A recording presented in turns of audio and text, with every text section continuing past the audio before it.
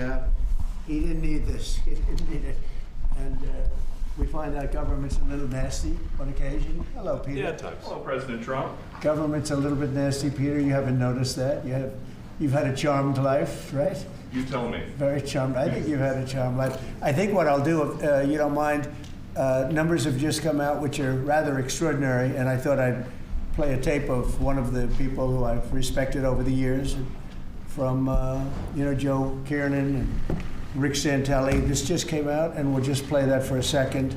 Personal income is up 0.8%. That is almost triple the expectations. Yeah, I'll tell you that the income numbers, really, for the first 4 months of the year, they're stellar.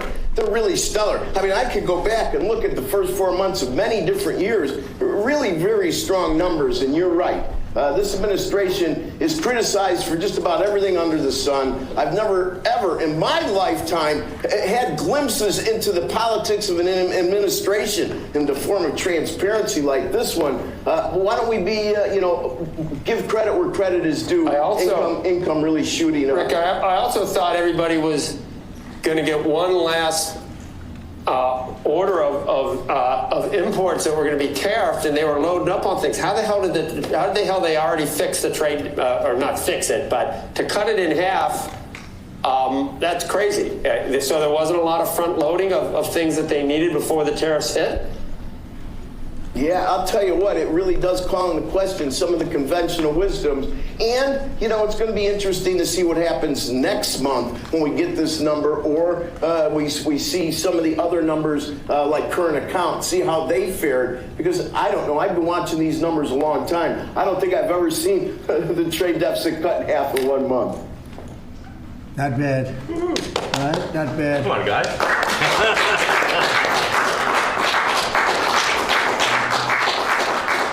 Yeah. I see Howard and Scott are here, so it's great. You guys want to stand over here? You might as well. You're the ones that help produce those numbers, and it'll only get better. The tariffs are so important, and that's why we were so happy with the decision yesterday where the tariffs continue, because without the tariffs, our nation would be imperiled. We would really be imperiled. I think I can say that with great surety, Scott and Howard. And so we were very happy to get that decision, that big decision yesterday. And today it's about a man named Elon, and he's one of the greatest business leaders and innovators the world has ever produced. He stepped forward to put his very great talents into the service of our nation, and we appreciate it. And I just want to say that Elon has worked tirelessly helping lead the most sweeping and consequential government reform program in generations. And the kinds of things that he's found and his people have found. He's brought a group of very smart people in, and they found things that are pretty unbelievable. I have to say that the numbers that we're talking about are substantial, but they're going to be very much more substantial with time, because many of the things that we're working on right now, we're going to have to remember Elon as we find them, but the numbers could double and triple. Because many things, we don't want to go out with them until we're sure, but we've found things that are unbelievably stupid and unbelievably bad. With the Department of Government Efficiency, Elon's delivered a colossal change in the old ways of doing business in Washington. Doge has installed geniuses with an engineering mindset and unbelievably talented people and computers. I actually asked Elon one time, what's their primary thing? And they have a lot of primary things, all having to do with being smart. But he said the thing that they're really the best at is working with computers, so that they can't be outsmarted by somebody that's not so honest, that happens to also be good with computers, but not as good as these people. But the mindset in the senior ranks of every federal department, and it's really changed. And with Elon's guidance, they're helping to detect fraud/waste and modernize broken and outdated systems. So as you know, we're talking about various systems and changing systems. And, sadly, it takes a long time to do that. You'll change, let's say, a system at IRS and computerize it properly, where the job can be done in 1/10 the time, but it takes sometimes years to rebuild those systems. But we've started, in many cases, I will say that this has less to do with Elon, but the air traffic control systems we're bidding out to the best companies in the world, those systems right now. They were what the previous administration was horrible what they did. They spent billions and billions of dollars, and in the end, it didn't even come close to working. They tried to hook up wire to copper, and it can't be done. And they just spent billions of dollars and just wasted money. Actually made the system much worse. So we're going to get a brand new modern system. Congress is working with us on that, and we're going to get it done as quickly as we can. But it's in the works, and once it's done, it'll be good for 30 years. But we have a system that's 48 years old and would have a modern computer hooked into a very outdated computer, and they don't hook up. I mean, they didn't hook up. So after spending billions of dollars, they turned on the system, and in never any cases, from local to countrywide, they never worked. More than 75,000 bureaucrats have voluntarily left their taxpayer-funded jobs to come out and really do the job. Countless wasteful and unnecessary contracts have been terminated, and you know that we have terminated many, many contracts, and many contracts, Elon, are right now being looked at, and it may be 6 months, it may be almost a year in some cases. We're going through procedures, we're going through courts, and we'll remember you as we announce billions of dollars of extra waste, fraud, and abuse. Just as an example, Doge canceled $101 million for DEI contracts at the Department of Education, $101 million, and that was just a small section of the Department of Education. $59 million for illegal alien hotel rooms in New York City, and the landlord never made the kind of money that he made in the last short period of time. $59 million to a hotel in New York City, $45 million for diversity, equity, and inclusion scholarships in Burma. In Burma, does anyone know about Burma? $42 million for social and behavioral change in Uganda. $40 million to improve the social and economic inclusion of sedentary migrants. I can say it's $2 billion to Stacey Abrams and her environmental movement. There was $100 in the account, and all of a sudden they found $2 billion in the account. And I assume that's being looked at. I don't know. I'm not sure. But I assume that's being looked at. Think of that, $2 billion. And then Lee will tell you there's another one over there for $20 billion being spent on another environmental question. $20 billion. Not 20 million, a lot. Not 200,000, which is a lot. So think of it, in her case, you have $100, and now all of a sudden she gets hit with an infusion of $2 billion just before I take office. $20 million for Arab Sesame Street in the Middle East. Nobody knows what that's all about. Nobody's been able to find it. $8 million for making mice transgender. So they spend $8 million on making mice transgender. And those are better than many of the others. I could sit here all day and read things just like that, but we have other things to do. So it's much, much more than just that. We're totally committed to making the Doge cuts permanent and stopping much more of the waste in the months to come. We want to get our great, big, beautiful bill finished and done. After that, we put some of this into the bill, but most of it's going to come later. We're going to have it cauterized by Congress, affirmed by Congress. In some cases, we'll make cuts. In some cases, we'll just use it in a different layer to save the money. But it's hundreds of billions of dollars. Doge has also fully modernized the federal retirement process and continues to work very hard on the IRS modernization. But we're taking that over with Doge. Many of the Doge people, Elon, are staying behind, too, so they're not leaving. And Elon's really not leaving. He's going to be back and forth, I think. I have a feeling. It's his baby, and I think he's going to be doing a lot of things. But Elon's service to America has been without comparison in modern history. He's already running one of the most innovative car companies in the world. You look at his factories and compare them with some of the old factories we have, and it's a big difference. And the most successful space company, and I guess in history you would have to say the largest free speech platform on the internet, etc.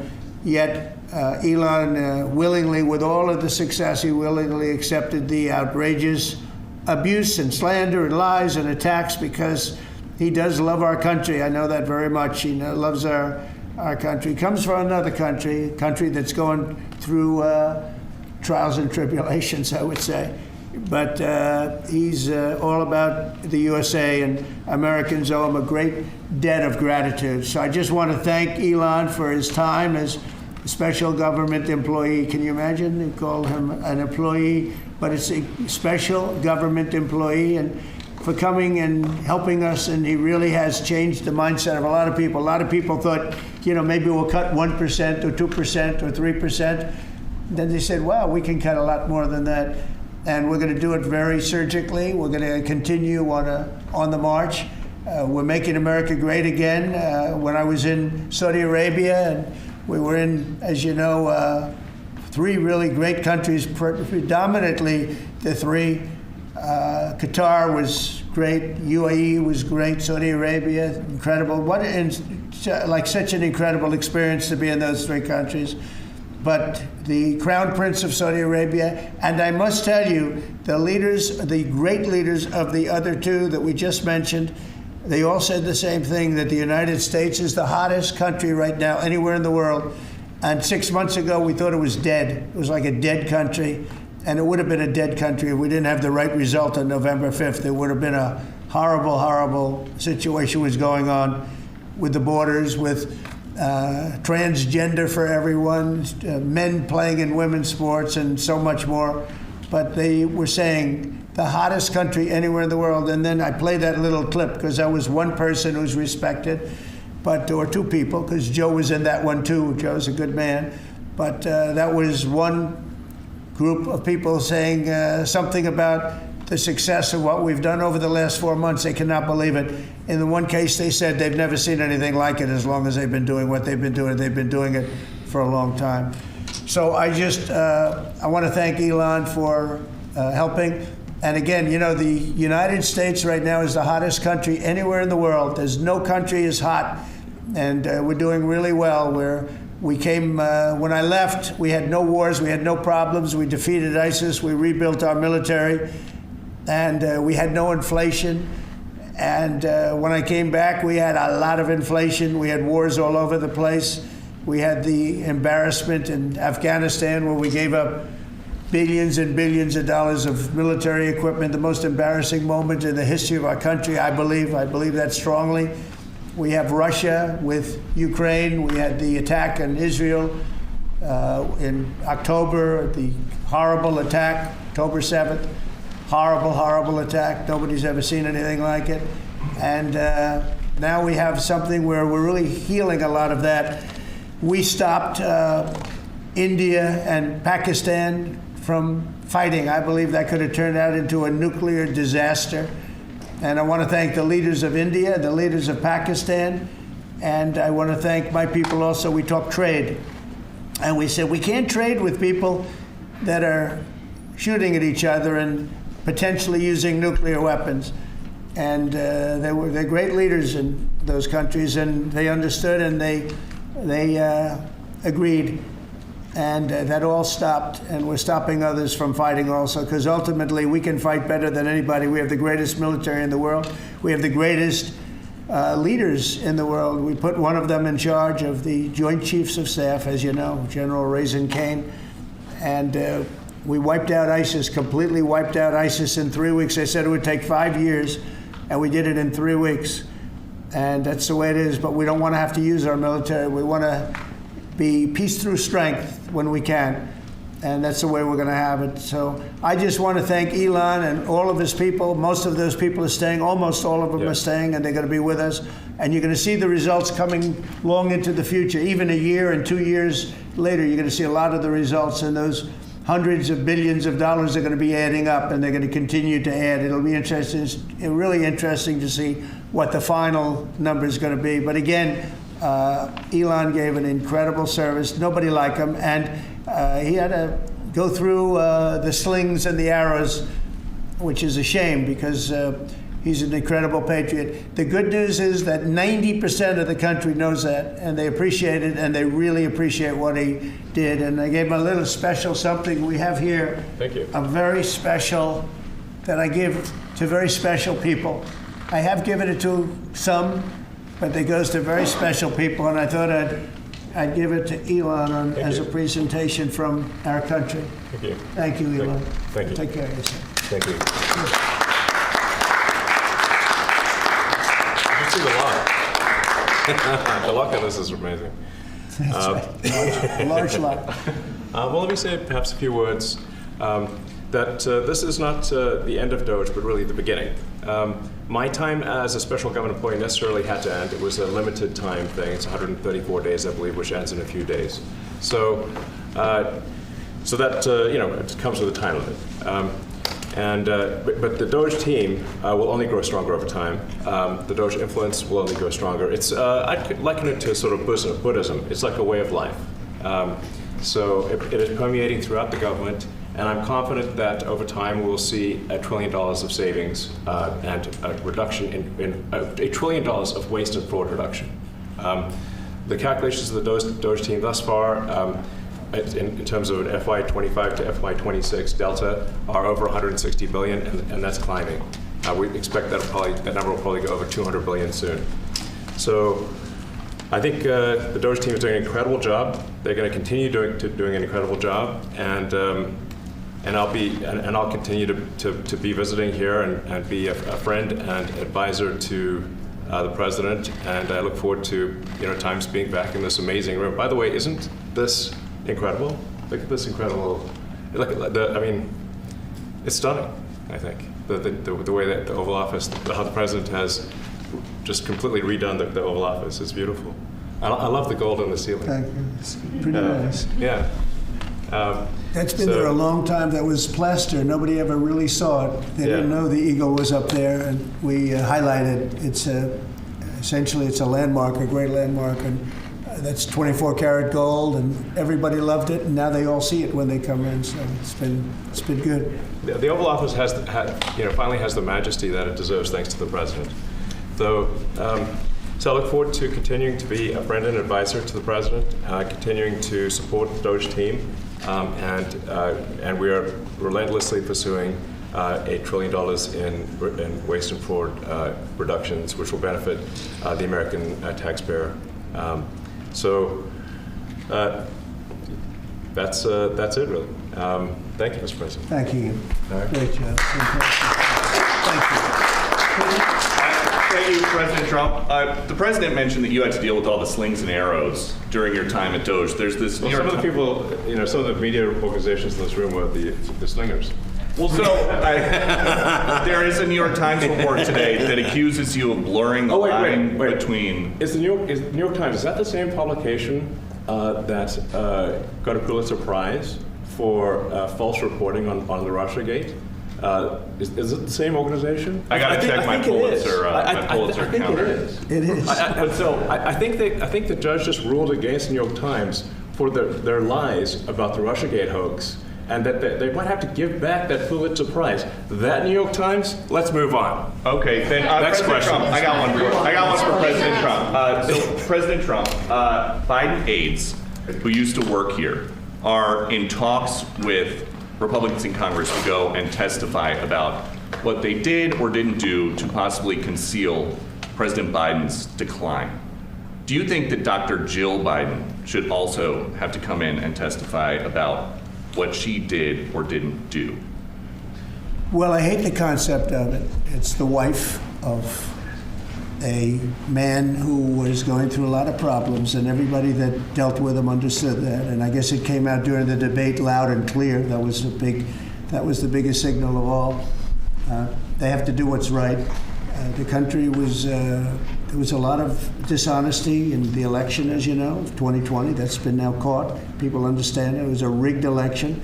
And when you go further out, when you see the auto pen, I think the auto pen is going to become one of the great scandals of all time, because you have somebody operating it or a number of people operating. Because I knew Joe Biden. Joe Biden wasn't in favor of opening up borders, letting 21 million people into this from prisons and mental institutions and gang members. He wasn't into that at all. And who signed these orders, proclamations, and all of the different things that he signed that set our country so far back, that was so bad for our country. With the auto pen, how would it work? Like, we're in the Oval Office right now. If there was a group of rogue staffers that worked for you who wanted to advance a bill or an executive order without your knowledge, how could they do it? How do they go Well, it's very behind hard the because president? I'd read your newspapers or your media the next day and I'd say, well, I didn't approve that, and I would find it. I mean, they wouldn't get away with it for long because they'd say, I never signed that. Who the hell signed that? Auto pens, to me, are used to sign letters to people because we get, I think they said 20,000 letters a week. And you like to be able, when somebody takes the time to write a letter, it's nice to sort of write back. And auto pens are meant for that. Auto pens are not meant to sign major proclamations or tax cuts or borders, anything having to do with the border, which is so important. And if it happened on my watch, I would be able to see it because the next day or sooner, I'd be reading about something that I knew nothing about and who the hell signed this. So I almost never use the auto pen. In fact, yesterday I was signing about 81, I think it was 81 proclamations and statements to people that I think should be signed by us. I think when you write letters to foreign dignitaries or presidents or prime ministers, you should be signing those letters, not done with auto pens. I understand he signed almost everything with an auto pen. It's a very dangerous thing. It really means you're not president. Whoever operated the auto pen, and we think we know who that is, and it was actually more than one person, but that's not what the presidency is all about. I hardly used to use it. Reinstate the tariffs on China. You said that they violated the agreement with the U.S. Well, they did. They violated a big part of the agreement we made. You know, if you read that whole statement, I was very nice to them. I helped them because they were in trouble with the stoppage of a massive amount of business. But I'm sure that I'll speak to President Xi and hopefully we'll work that out. But yeah, there's a violation of the agreement. Yeah, please. Mr. President, can you give us an update to the latest ceasefire agreement that Israel has agreed to, but Hamas still considering? Well, they're very close to an agreement on Gaza, and we'll let you know about it during the day or maybe tomorrow, and we have a chance of that. And I think we have a chance of making a deal with Iran also. They don't want to be blown up. They would rather make a deal, and I think that could happen in the not too distant future. That would be a great thing if we could have a deal without bombs being dropped all over the Middle East. That would be a very good thing. They can't have a nuclear weapon. We want them to be safe. We want them to have a very, very successful nation. Let it be a great nation, but we can't have them. They cannot have a nuclear weapon. It's very simple. And I think we're fairly close to a deal with Iran. Mr. Musk, I have a question for Elon. Yeah, please. You said just now that you look forward to being a friend and advisor to the president. So do you expect to continue advising the president and Doge informally, or are you going to sort of shift your focus entirely to your companies? Well, I expect to continue to provide advice whenever the president would like advice. I hope so. I mean, I expect to remain a friend and an advisor, and certainly if there's anything the president wants me to do, I'm at the president's service. Mr. Musk, on Doge, you said that there was $1 trillion promise for cuts from Doge. Yes, I think we do expect over time to achieve the $1 trillion. But what have you found in your time here was the biggest roadblock to getting those cuts? Was it the cabinet, or was it Congress, or something else? What was the biggest roadblock from your work? It's mostly just a lot of hard work. It's really not any one person or Congress. It's going through really millions of line items and saying just each one of them makes sense, what does not make sense. Obviously, at times when you cut expenses, those who are receiving the money, whether they're receiving that money legitimately or not, they do complain. And you're not going to hear someone confessing that they received money inappropriately. Never. They're going to always say that they received money appropriately for an important cause. Naturally, that's what you'd expect. So we just have to. It's just a lot of work going through the vast expenses of the federal government and just really asking questions. What's this money for? Are you sure it's actually being used well? Many times we can't even find anyone who defends it. So for a lot of the expenses, there is actually no defender at all. And then we have to just go work through the process of stopping the spending, where there's often literally no defender. Nobody even knows why the money's being spent. It's truly absurd. I mean, we find situations where there are millions of software licenses with 0 people using them. 0. Exactly. This is the quizzical expression. You're like, surely, if there's millions of software licenses, someone should be using them. No, and then we've got to go through the process of saying, okay, look, if no one's using the software, we need to terminate this software license agreement. That's everywhere in the government, by the way. Mr. Musk, what do you think would be easier, colonizing Mars or making the government efficient? It's a tough call, but I think colonizing Mars and making life multi-planetary is harder. And as I said, we do expect to achieve over time the $1 trillion of savings. We can't do it in like a few months, but if you say by I think the official end of Doge, which the president may choose to extend, is the middle of next year. Say by the middle of next year, with the support of the president and Congress, could we achieve $1 trillion of savings? I think so. We're on track to do so. Do you think that Congress is going to... Mr. ahead. Thank you, Mr. President. You had mentioned earlier in the week that Doge had become a whipping boy, and as the president mentioned, you went through a lot to go through this process. Yeah. Was it worth it for you, and what would you change? Yes, so what we found was happening was that if there were any cuts anywhere, then people would assume that was done by Doge. And so we became like essentially the Doge boogeyman, where if any cut anywhere would be ascribed to Doge. A friend of mine's daughter, who's at law school at Georgetown, thought that Doge had cut the Senate, internships the legal internships for the Senate, and we have nothing to do with that. So if they have been cut, it's not to do with us, just as an example. So, it just became a bit ridiculous where any cut anywhere was somehow Doge, and including things that made no sense, and we would agree made no sense. There are many things that occur in the government because it's the banal evil of bureaucracy. It's sort of the frankly largely uncaring nature of bureaucracy. It's as the great Milton Friedman said, money is spent most poorly when it is someone else's money being spent on people you don't know, and that's how federal spending is. And then you can't really even blame the individuals because the way the government works is complaint minimization. So when you do when someone within the government tries to stop money being spent, there's usually someone that complains.